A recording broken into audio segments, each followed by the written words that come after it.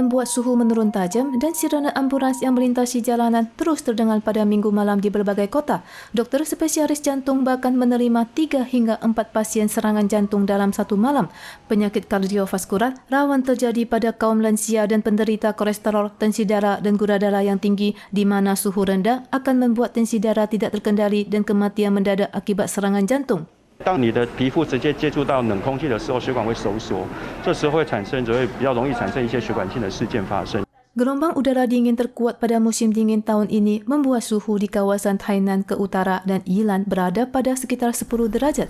Suhu di Kinmen dan Machu bahkan kurang dari 5 derajat. Meskipun hari Senin sudah tidak sedingin sehari sebelumnya, tetapi kenaikan suhu masih terbatas dan hujan masih akan terus turun sampai hari Rabu.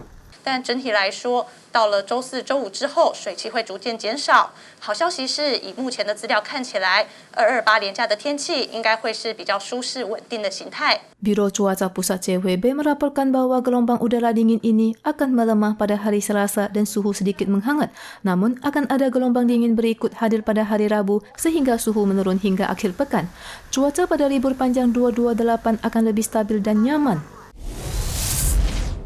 Taiwan mencatat penambahan 4 kasus lokal dan 45 kasus impor pada 21 Februari. Di antara kasus lokal tersebut, terdapat 3 kasus negatif yang berubah menjadi positif. Dalam hal epidemi internasional, Inggris akan mengumumkan rencana hidup berdampingan dengan virus pada hari Senin dan menjadi negara pertama di Eropa yang tidak mewajibkan orang yang terinfeksi virus untuk karantina. 85% dari populasi Inggris berusia di atas 12 tahun telah menyelesaikan 2 dosis vaksin dan 2/3 populasi menyelesaikan 3 dosis vaksin. Sementara cakupan 3 dosis vaksin di Taiwan hanya 35% dan belum mencapai kondisi kekebalan kelompok. Untuk itu, pakar kesehatan menyarankan pemerintah untuk mengubah kasus yang dikonfirmasi ringan atau tanpa gejala untuk isolasi di rumah. Menghadapi pelonggaran perbatasan pada Maret mendatang, masyarakat juga disarankan untuk belajar hidup berdampingan dengan virus. Selain rajin cuci tangan dan mengenakan masker di tempat umum, masyarakat juga diimbau untuk menyelesaikan vaksin sesegera mungkin. Kasus pengambilan foto tanpa izin sering terjadi di MRT Taipei. Bukan hanya wanita yang sering difoto di eskalator, pria juga sering difoto secara diam-diam di toilet. Statistik kepolisian menunjukkan bahwa terdapat 44 kasus pencurian foto pada tahun 2021, mencapai 20% dari kasus kriminal di MRT Taipei. Toilet dan eskalator sering menjadi lokasi utama pemotretan. 此类案件偷拍女性的犯罪热点多位于捷运手扶梯。 而偷拍男性的犯案地点则多位于男厕内，犯案手法均系以手机窃入他人隐私部位。 Tersangka mencari kesempatan pada pria dan wanita yang tidak hati-hati saat ke kamar kecil dan perbedaan ketinggian di eskalator. Polisi MRT menyatakan akan memperkuat patroli dan tingkat keberadaan polisi. Selain itu, juga mengimbau masyarakat yang melihat kejadian untuk segera menekan bel darurat untuk pelaporan. Sebuah kapal kargo bernama Midas berbendera Sierra Leone, Afrika, diketahui terdampar di barat laut muara Sungai Chosui sejak 6 Desember 2019.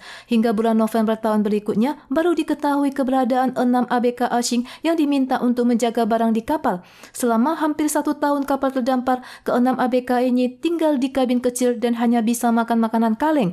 Mereka bahkan tidak memiliki air minum bersih dan terpaksa merebus air laut untuk diminum. Setelah mendapat kabar, 2 anggota komite pengawas segera ke kapal untuk melakukan penyelidikan. Dalam kurun waktu tersebut, Biro Pelabuhan yang telah mengadakan 18 kali rapat tidak menaiki kapal untuk melakukan pengamatan. Situasi awak kapal yang memprihatinkan, ditambah tidak ada mekanisme pemberitahuan tentang perdagangan manusia di Taiwan, membuat tidak ada unit terkait yang aktif melakukan investigasi.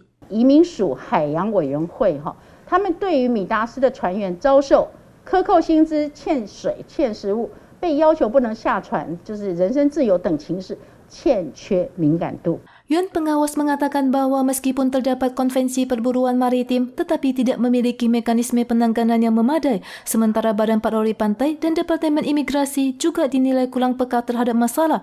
Namun juga memberikan tanggapan positif atas dirumusnya kebijakan perdagangan manusia awak kapal pada tahun lalu. Biro Pelabuhan, Badan Patroli Pantai dan Departemen Imigrasi juga berkomitmen akan segera melakukan perbaikan.